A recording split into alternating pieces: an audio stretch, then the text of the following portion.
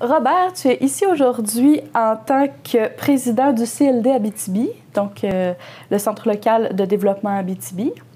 Oui. Bonjour, Lydia. Bonjour. Pour commencer, est-ce que tu pourrais nous parler un petit peu de comment s'est passé le bilan de l'année dernière? Oui, on a eu notre AGA cette semaine. On a fait un récapitulatif de l'année. C'était au niveau des prêts aux entreprises. Nous, on a plusieurs missions au niveau du CLD, qui est l'aide au démarrage, puis aide à la croissance au niveau des entreprises, puis un autre volet qui est le développement entrepreneurial au niveau jeunesse. C'est sûr qu'au niveau du Fonds local d'investissement, cette année, on a fait 2 projets qui ont amené des investissements de 1,4 million. Mais c'était une petite année, parce qu'au niveau de l'investissement, pour nous, c'était 2 projets de 35 000 $. Mais où est-ce qu'on a fait notre grosse année? C'est au niveau de l'aide d'urgence aux petites et moyennes entreprises, qui était une délégation du gouvernement.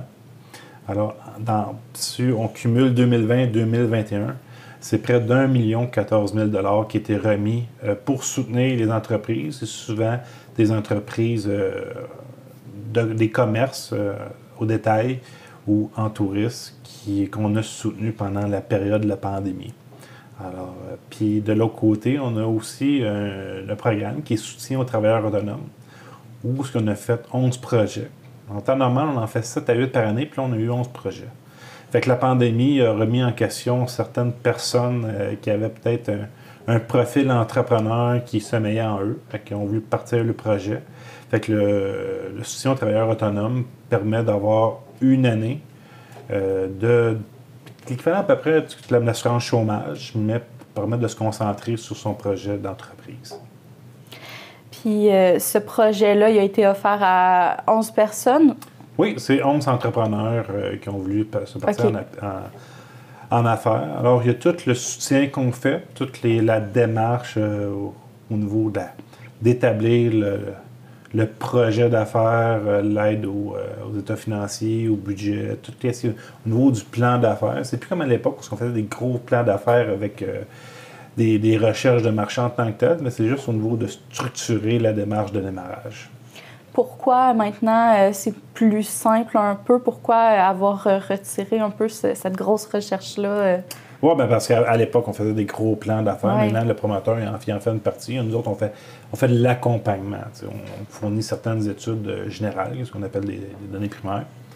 Mais on soutient dans sa démarche. Puis après ça, un coup que l'entreprise est partie, après ça, s'ils veulent agrandir ou on a des projets de croissance, mais là, on a le Fonds local d'investissement qui intervient, où on peut faire des prêts d'au-delà de à peu près 550 000 par projet.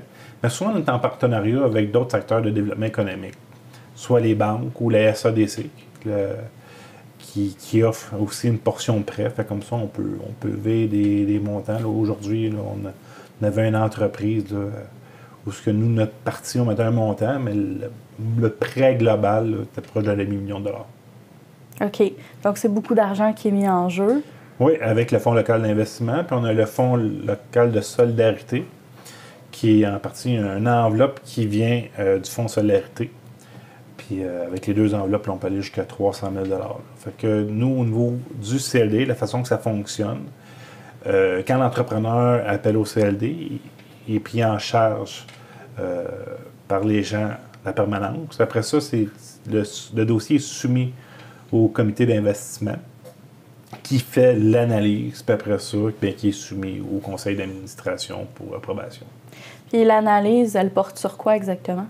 Bien, l'analyse, c'est sur l'analyse du projet global. Fait que c'est sûr qu'on regarde s'il y a une certaine rentabilité au projet, si les gens vont avoir la capacité de payer, ou de payer le prêt en tant que tel avec nous, mais aussi qu'il y ait du succès dans son processus d'affaires.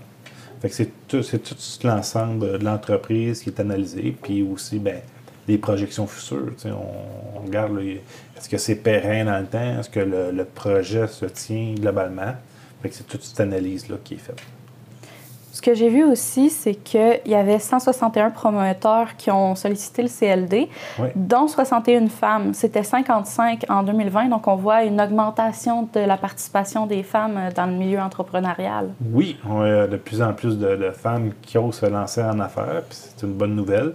On le voit aussi au niveau du soutien aux travailleurs autonomes. Ils commencent souvent des solopreneurs, des entrepreneurs. Souvent, on le voit là, surtout dans les domaines de services ou dans le domaine des soins.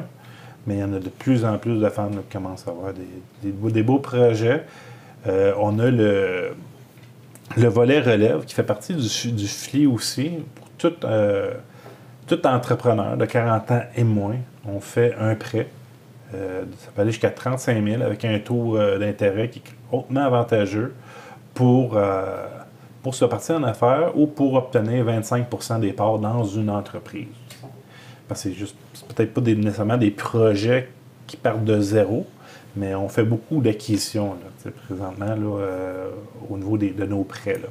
Fait que le prêt relève, là, c'est un beau produit là, pour les jeunes qui voudraient se partir en affaires ou même acquérir une nouvelle entreprise. Puis les projets tournent autour de quoi? Est-ce que c'est dans le tourisme? Tu as parlé aussi un petit peu de projets plus de services. Bien, on voit un peu de tout, autant du service que du commerce de détail que de la transformation. Là.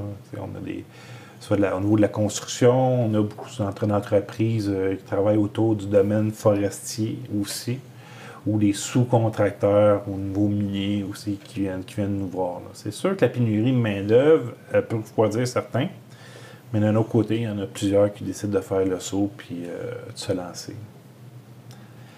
Cette année, on a accompagné 161 promoteurs, comme tu as mentionné. Comparativement, je pense que c'était 147 l'année précédente. Fait on voit là, la reprise post-pandémie qui fait que les gens là, soit se lancent en affaires ou décident d'avoir confiance au marché puis de réinvestir dans leur entreprise. Fait que pour nous, c'est une bonne nouvelle. Nous, on est là aussi pour soutenir le développement économique sur tout notre territoire. Il y a plusieurs... Ça, c'est la portion des fonds d'investissement, mais aussi, on est sur plusieurs tables de concertation régionale. Il y en a une qui est la protection du territoire au niveau du PDZA, qui est tout l'accompagnement au niveau de l'agriculture, des agriculteurs, puis on fait une veille sur le monde agricole. On a fait, pas dans la dernière année, mais l'autre année d'avant, un inventaire de toutes les terres pour savoir toutes les opportunités de développement agricole qui pourraient se faire. On est sur la table au niveau du hub territorial en innovation. Donc là, on a ciblé 3 volets sur lesquels on a décidé de travailler. Il y a un volet, c'est tout le développement, l'industrie du bois. L'autre volet, c'était au niveau du centre entrepreneurial. Et l'autre volet, c'est au niveau de la revitalisation du centre-ville. Fait qu'on a donné des contrats avec nos partenaires économiques, qui est souvent la ville, la SADC, l'espace d'accélération de croissance, pour dynamiser ces 3 volets-là, puis pouvoir éventuellement développer davantage. Tu mentionnais que la revitalisation du centre-ville, c'est nouveau. Peux-tu nous expliquer un peu pourquoi avoir choisi d'aller vers ça aussi? Bien, c'est parce qu'on regarde les enjeux sur le territoire. Tu sais, il y a un autre enjeu, je vais faire une petite parenthèse. Quand il y a eu la fermeture de Résolu, mais on était sur la table avec la Chambre de commerce, la SADC et la ville pour trouver des opportunités de relance. Fait que, ben, le centre-ville, comme partout au Québec, on se retrouve qu'il y a des locales qui sont vides, puis comment on pourrait faire pour redynamiser tout ça. Fait on participe sur une table. Présentement, on vient de finir une série de consultations. Il y a eu 3 soirées de consultation avec des gens du milieu, avec des entrepreneurs, avec des agents de développement économique, bien, pour voir c'était quoi les opportunités qu'on avait sur le territoire, c'était quoi les enjeux qu'il y a aussi sur le territoire, pour après ça se donner une vision d'ensemble, puis avoir des objectifs spécifiques sur lesquels on pourrait travailler. Présentement, il y a des enveloppes qui sont faites au niveau de la ville, que des partenaires de développement économique. Bien, des fois, c'est voir comment on pourrait travailler avec ces enveloppes-là pour maximiser la mise. Avec ça, ben s'il y a des approches, on va donner comme exemple, parce que souvent, c'est des exemples qui reviennent, mais mettons qu'on voudrait un commerce X. Ben les efforts vont être mis pour attirer ou solliciter des entreprises dans ce domaine-là. Tout au niveau de l'urbanisme. Voir, y a-t-il des possibilités qu'on peut faire pour centraliser, mettons, le noyau, puis après ça, ben, d'éclater vers les côtés. Fait que c'est tout ça que les firmes, présentement, on travaille Fondation Principale. Eux, ils ont travaillé à travers le Québec, puis ils ont fait des relances à travers le Québec. Fait que d'avoir un œil extérieur à tout ça, mais nous autres, ça va nous aider dans nos prises de décision. Puis, dans le fond, il y a beaucoup de locaux qui sont disponibles au centre-ville. Ça pourrait être dû à quoi? C'est une conjoncture. Il y a plusieurs trucs qu'on peut expliquer. C'est sûr que, oui, il y a eu les travaux de la première avenue, mais c'est pas rien qu'à Amos, c'est à travers le Québec, puis même à travers le monde. Le monde du commerce de détail est en mutation. Je pense qu'on va en avoir encore pour 10 ans. C'est un processus. Alors, c'est toute la chaîne de distribution qui est à considérer avec la distance. Toute la pénurie de main-d'œuvre aussi qui est à considérer. Oui, le coût de logos, c'est à considérer. Puis tout le développement au niveau technologique. Pour ce faire, on a fait un fonds dans la dernière année, puis une partie de l'autre année d'avant. Il y avait le fonds e-transition. C'est un fonds de 136 000 $ qui aidait les entreprises, autant de services que de détails, de pouvoir se mettre en ligne. Fait que le commerce en ligne a chamboulé le monde du commerce de détail. Fait que là, c'est de voir c'est quoi les opportunités qu'il y a à faire avec ça. Puis sont où les trous de service, puis l'analyse. Fait que c'est partout pareil. Le taux de vacances, il est sensiblement le même qu'à travers le reste du Québec. Fait que là, c'est de voir comment on peut enligner tout ça. T'sais, on a la majorité des locaux ici en ville à Amos, c'est du 1500 pieds carrés. En mètres, je ne sais pas. C'est sûr qu'il n'y aura pas des grosses bannières qui vont venir s'installer dans les locaux comme ça. Puis, c'est une tendance qui est quand même lourde au niveau des centres-villes. Souvent, qu'est-ce qu'on voit? C'est des commerces de niche. On le voit, Écolovrac est un bel exemple avec des entrepreneurs exceptionnels qui sont allés jouer dans une talle qui était à part. Les gens, les besoins, présentement, les gens, ils ont soif de découverte. Ils ont soif de découverte, puis ils ont soif d'expérience. C'est qu'il faut amener des choses qui vont être nouvelles, avec une expérience nouvelle, puis ça va attirer des gens. Avec ça, comment qu'on fait pour soutenir les entrepreneurs dans cette partie-là? C'est là que la table de travail, de concertation qui est en place, va servir. Puis il y a aussi le projet Plonge Vie tes passions qui, lui, vise à donner le goût à l'entrepreneuriat. Est-ce que tu peux nous en parler un petit peu plus? Oui, le projet Plonge Vie tes passions, ça fait longtemps qu'il est supporté par le CLD. Le but, c'est de réveiller la fibre entrepreneuriale chez les jeunes. Parce qu'on voit aussi, tantôt, pour faire un parallèle avec le commerce de détail, ça prend de la relève. T'sais, les gens, présentement, souvent ceux qui sont en affaires, eux sont plus en mode consolidation. Ils sont en mi-cinquantaine, proche soixantaine. La relève, c'est pas facile. Souvent, les enfants, ils sont partis ailleurs ou dans d'autres domaines, puis ils ne veulent pas nécessairement reprendre l'entreprise. Puis, rendus dans leur stade, comme investisseurs, entrepreneurs, mais ils ne sont pas en mode d'investissement. Fait que là, il faut préparer la relève, puis c'est ça que Plonge sert. Plonge, il y a différentes démarches qui sont faites. C'est que des activités, des démarches, mais aussi des activités. Il y a des conférences qui sont faites dans les écoles par des entrepreneurs locaux qui expliquent le cheminement, par où ils sont passés, où sont les défis, mais où est-ce qu'ils trouvent le compte. Fait que, il y a cette partie-là. Il y a tout le marché des jeunes entrepreneurs. C'est des projets qui est fait par des jeunes. Qu'une journée, ils sont allés ici dernièrement, au début du mois de juin, au Place Centre-Ville. Ce soit pour vendre des biscuits ou vendre des produits qui ont eux-mêmes fabriqués pour voir c'est quoi le commerce. Comment qu'on fait de la business.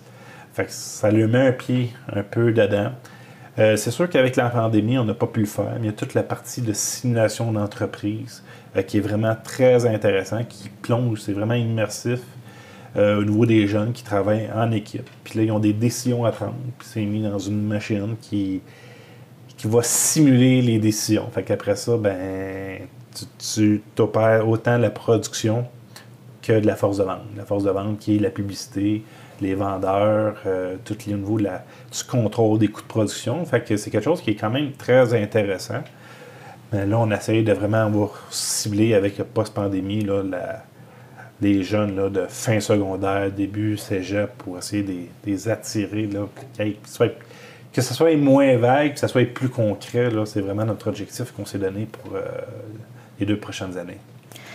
Moi, ce que j'ai remarqué de mon côté, c'est que les jeunes, souvent, ils ne savent pas vers où ils veulent s'en aller. Des fois, on peut se sentir un peu perdu avec toutes les options qui s'offrent à nous. Est-ce qu'il y a une façon d'aller chercher ces jeunes-là, par exemple, avec ce programme-là, puis de leur dire « Hey, tu pourrais devenir entrepreneur de ta propre entreprise un jour? » Oui, bien c'est pour ça les entrevues avec les entrepreneurs. Fait que ça leur permet de voir c'est quoi les possibilités, parce que les possibilités, bien, pense à n'importe quel domaine, mais il y a des opportunités d'affaires qui peuvent être faites. C'est pour ça qu'en discutant, en jasant avec des entrepreneurs locaux, où il y a une certaine proximité, c'est sûr que quand on regarde ça, mettons, c'est un conférencier, mettons un dragon qui passe à la télévision, ça peut être intimidant, mais c'est intimidant pour les jeunes, mais d'avoir un entrepreneur local qui vient parler de son entreprise, de toute sa démarche, bien, ça peut allumer la flamme. C'est pour ça que la simulation vient aussi. Puis, tu sais, de pouvoir participer avec le salon, tu sais, de produire, de faire de préparer un genre de plan d'affaires, puis d'avoir des certains résultats avec la vente, mais ça peut éveiller. C'est sûr qu'il y a un défi. Est-ce qu'éventuellement, on pourrait faire des stages en entreprise? Ça pourrait être quelque chose qui pourrait être fait, mais on pourrait voir avec le centre de service scolaire, là, voir c'est quoi les opportunités qu'il y a, ou avoir des études ou des sondages qui pourraient être faits auprès des jeunes, savoir qu'est-ce qu'ils aimeraient toucher. Ça, c'est à développer. Mais, on a quelqu'un qui est attitré juste à ce projet-là, présentement, qui est Marie-France Petit, au niveau du MRAR, qui s'occupe de la démarche Plonge tes passions. Donc, des beaux projets qui vont peut-être s'en venir. Merci beaucoup d'avoir été là. Ça fait plaisir, puis on lance l'appel à tous ceux qui ont un désir de se partir en affaires, de contacter le Centre local de développement Abitibi. On est là pour ça. Il y a des gens qui viennent nous voir, ils prennent des 3 renseignements, ils nous appellent une fois, ils ont les renseignements qu'ils veulent. Il y en a d'autres qui ont fait de l'accompagnement plus longtemps. Mais nos portes sont ouvertes à développer et à financer tout genre de projets. Merci beaucoup. Ça fait plaisir. Ça fait plaisir, merci.